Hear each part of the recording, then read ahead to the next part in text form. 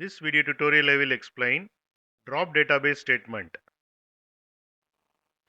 Here you can see the syntax of drop database statement, and using drop database statement we can drop an existing SQL database. We will see the example now. Here you can see employee database. We will see how to drop this employee database.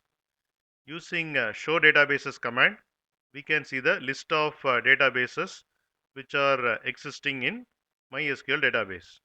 And here you can see employee DB also there. And using drop database command, I am deleting the I am dropping the employee database from the MySQL server. Run this.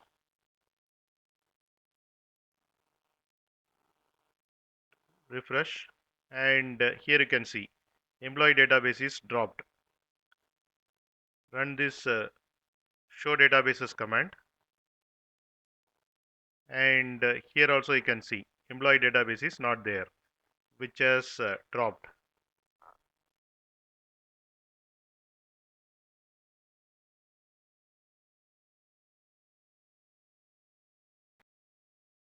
You can get Java source code link for each video in the description section of the video. Here you can see the description section. Click on show more, and here you can see the Java source code links. Click on these links to get the Java source code.